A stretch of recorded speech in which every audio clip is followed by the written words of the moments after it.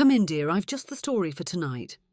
Tomasz Nowak didn't come to Valia Rastignerii for ghosts. He came for margins and margins of profit. The village barely registered on maps. A wrinkle of houses folded into a valley, choked by woods and forgotten roads. But the rumor he'd chased here had been clear. An abandoned Eastern Orthodox monastery, sealed since communism's Iron Curtain had dropped, was being slowly gutted by time and neglect.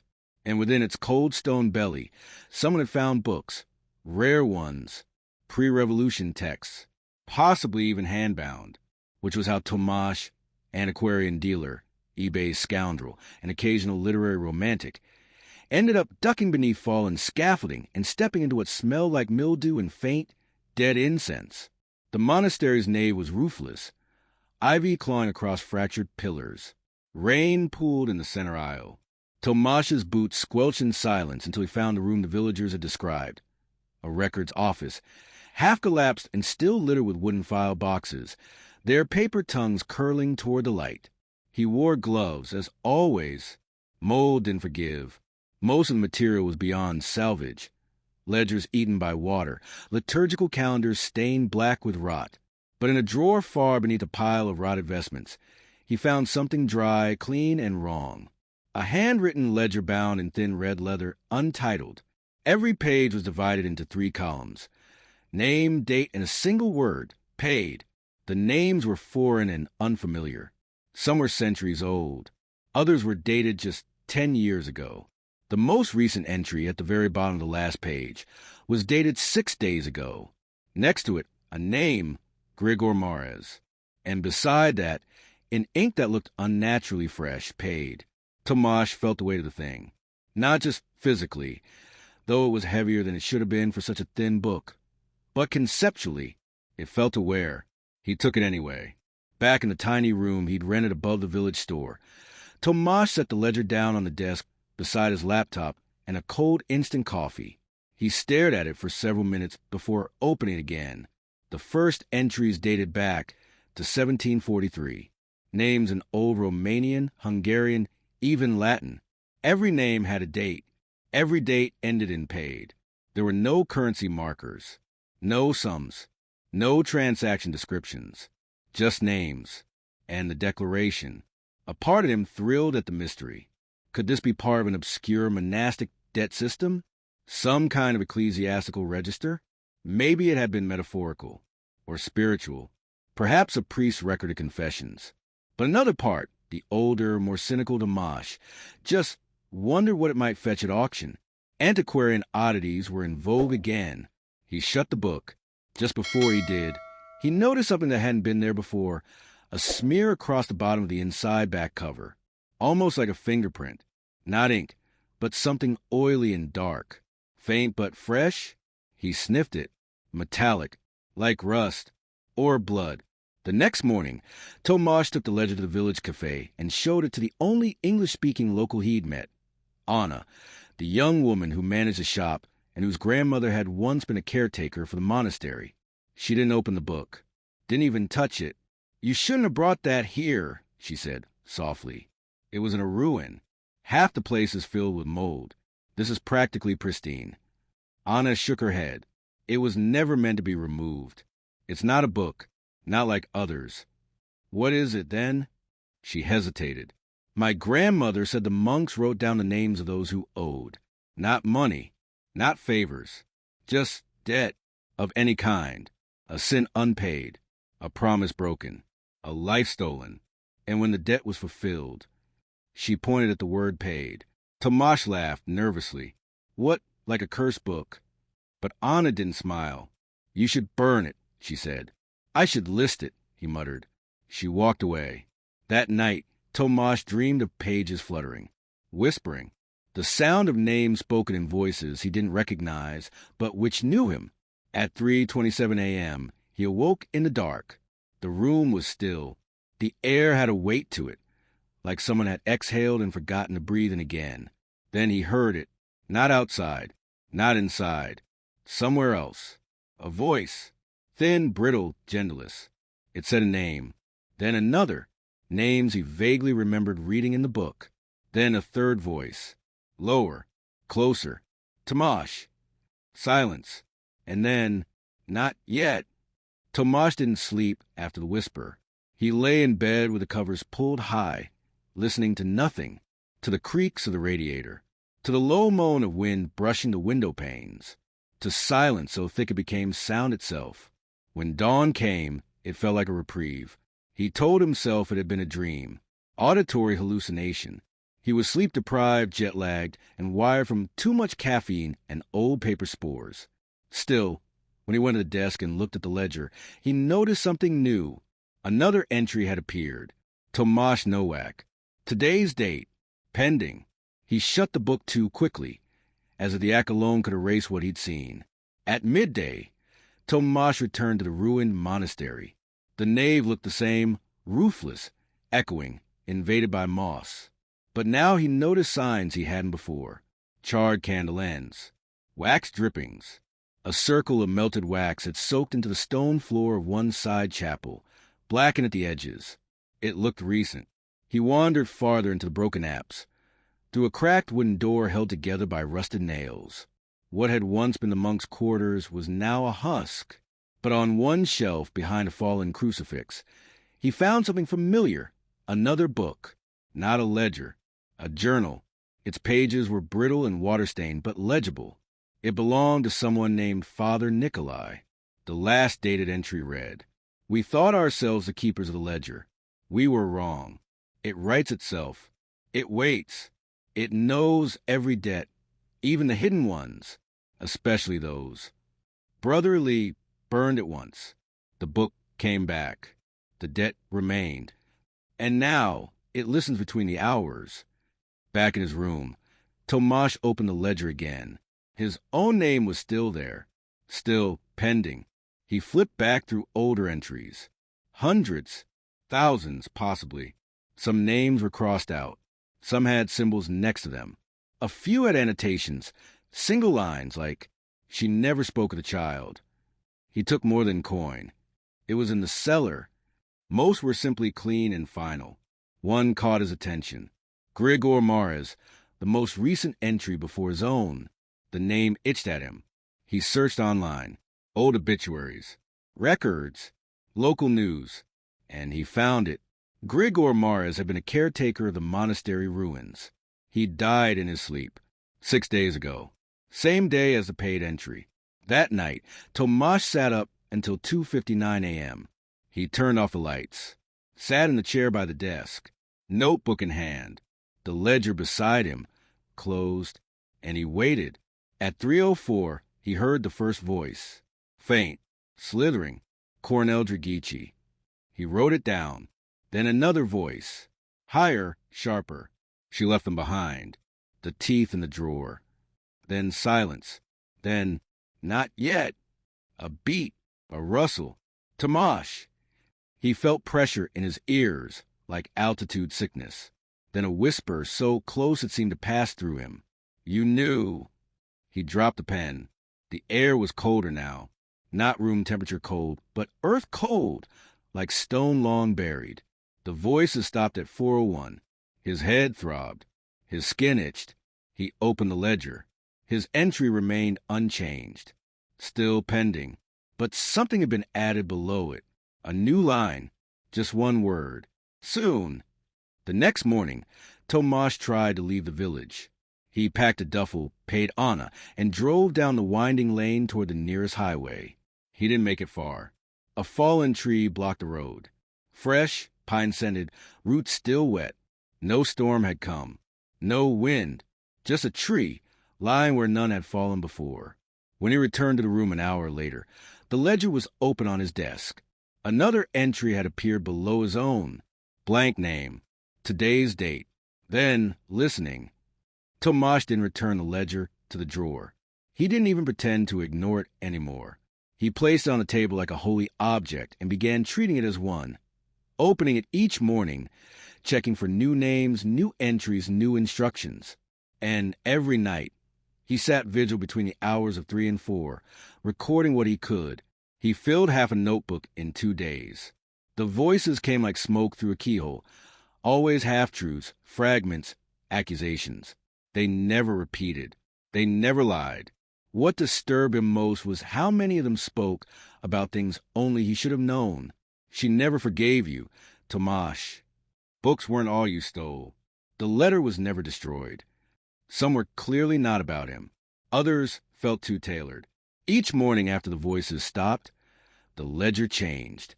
Never while he watched, only when his attention drifted, like it waited for him to look away.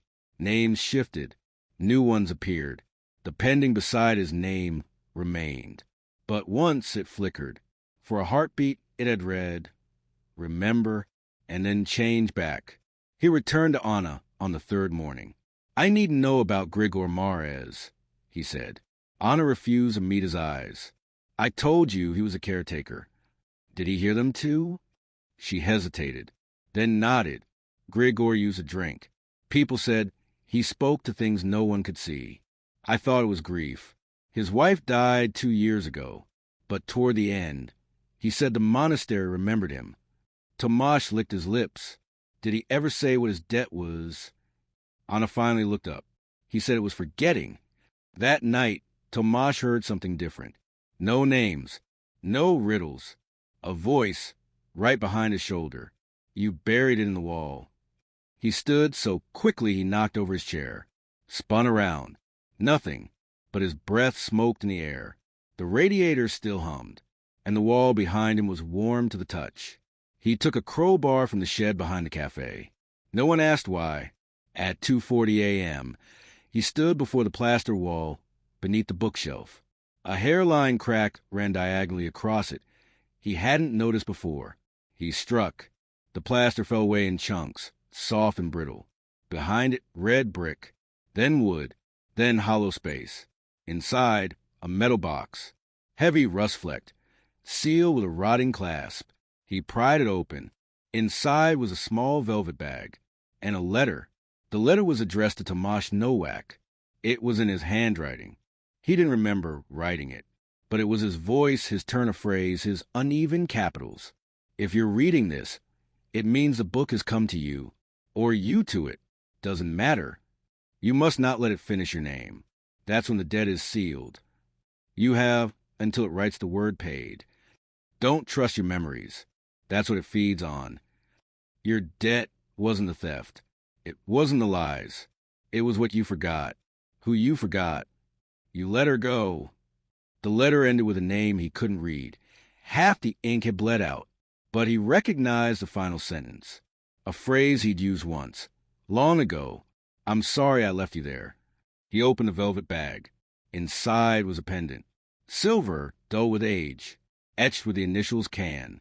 And with that, the memory came. Her name was Kasia. She'd been his partner during the first years of his collecting trips. Bright, stubborn, too trusting.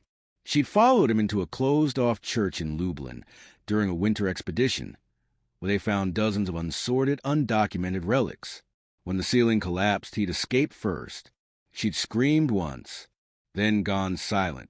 He never told the full truth. He claimed they got separated. The church burned 3 days later. He remembered crying, remembered drinking. Then he stopped remembering. He had wanted to forget. Now, the ledger remembered for him. The next morning, he found his name updated. No longer pending. Now it read, remembered. And underneath, a new line was being written, one letter at a time. K, then a pause. K, N. The ink shimmered as though still wet. Tomasz closed the book. Then he burned the letter, buried the pendant beneath the ruined altar of the monastery. And still, when he returned, the name in the ledger had finished writing itself. Kasia Nowak. Tomorrow's date. Pending. Tomasz locked the ledger in his suitcase, then locked the suitcase, then slid it beneath the bed. None of it helped. At 3 a.m., the whispers came anyway, clearer now, with no veil of fog or static. They spoke as if seated across from him at the small wooden table. But this time, they didn't just whisper secrets. They began asking questions. Why did you lie to her? What did you sign that night? Why didn't you climb back inside the church? Each question was a cold blade between the ribs, guilt long calcified, cracking under weight. By 3:30, the voices turned. She's closer now. We open the page. Kasia knows. Tomasz left the cafe the next morning and didn't return. He checked into a cheap roadside in 2 towns over. No Wi-Fi, no phone reception. He didn't sleep either. He opened the suitcase just once to check. The ledger had written more names, more pending entries. Not strangers, not historical figures. People he knew. His former professor from Krakow, a buyer in Munich who underpaid him for a rare Jesuit tome, the man who forged his antique licenses in Lviv, and each entry had the current date. The ledger was no longer just remembering the past. It was keeping score in real time. That night, the whispers didn't come. Instead, at 3:47 a.m., someone knocked on the door. 3 slow knocks. Tomasz froze. No footsteps. No car outside. No wind. He stood, crossed the door, and placed his eye to the peephole. There was no one there, just a fog, but it pressed against the glass. It breathed. He left the inn at sunrise, drove aimlessly through the hills. A roadside shrine with melted votive candles caught his eye. Behind it, an old stone chapel, partially collapsed. He entered. Inside, frescoes of saints and martyrs peeled from the walls. A massive stone slab served as an altar, cracked but intact. There were carvings beneath the dust. Old Cyrillic letters, Latin phrases, occult sigils scratched into the wood with fingernails, and something written in Polish. Memory is the first sin.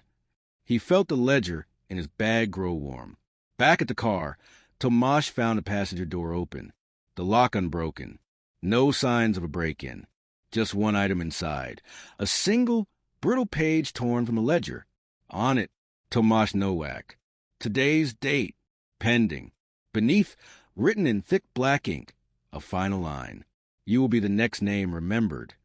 He didn't recall writing it, but the pen used was still in his coat pocket. He drove back to the village before dusk, returned to Anna's cafe. She met him with red eyes and silence. They found someone in the monastery this morning, she said. Who? A tourist, young man, from Krakow. No ID. Burned, but only his mouth, as if it had been filled with fire. Tomasz felt his knees tremble. He asked what time they found the body. Anna didn't answer at first. Then, a little after 4, that night, Tomasz didn't run. He opened the ledger, sat by the window, let the clock tick. The whispers came, not from the room, from the inside of his own head. No longer like voices, more like breath, like someone else exhaling through his lungs. He opened the book one final time. His name had changed, from pending to paid. The ledger would not close. Tomasz tried, again and again. The covers felt soft as flesh, the pages endless, breathing, fluttering in a breeze that wasn't there. He wrapped it in cloth, stuffed it back into the suitcase. Still he could hear it, rustling, whispering. It no longer mattered where he was. The debt had been acknowledged, the payment underway. He walked the village in daylight, hoping sunlight might anchor him. Children played in the square. A dog barked in the distance. Nothing seemed wrong, but no one looked at him. Not Anna, not the postman who had offered him coffee the week before. Not even the old man who always cursed tourists under his breath. They looked past him, through him, as if he'd already gone. That night, Tomasz burned every note he'd taken. He ripped pages from his journals, flushed fragments of interviews, set fire to the half-done translations, even the letter he'd found on the wall. He struck a match and watched the ink curl into smoke. But the ledger remained, waiting. At 3 a.m., Tomasz opened the ledger one final time. His name, paid, was still there, but now it had moved. It was no longer on the last page.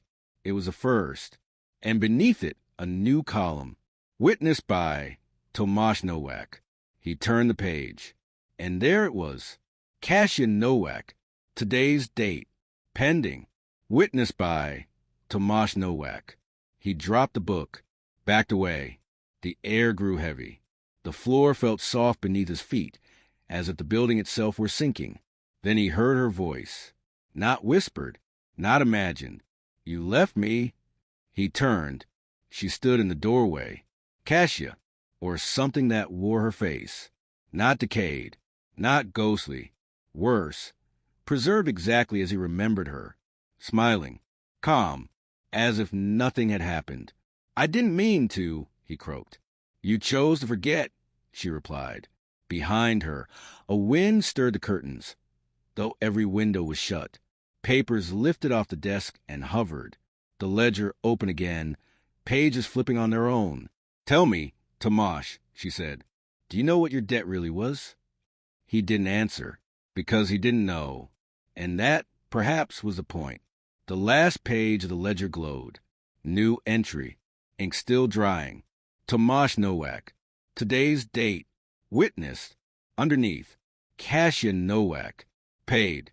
But a third line was being written, letter by letter. Next, then a pause. Pause. And Tomasz closed the book with shaking hands. But the letters continued to appear, bleeding through the cover. He stumbled outside. The fog had returned. It blanketed the street, curling through his fingers, threading between the stones. Shapes moved in the mist, tall and thin, hunched and many-eyed. They whispered, not in language, but in memories. Laughter in childhood. The moment of a lie. A name forgotten until now. He ran. No one saw him again. Only the ledger remained, found on a bench beneath the old bell tower. Inside, every page was full, each name accompanied by a witness, except one. This page left intentionally blank, and somewhere in the hour between 3 and 4, the ledger waits for the next debt, for the next name, and perhaps for you. Such a terrible thing to happen, don't you agree? Until next time, then.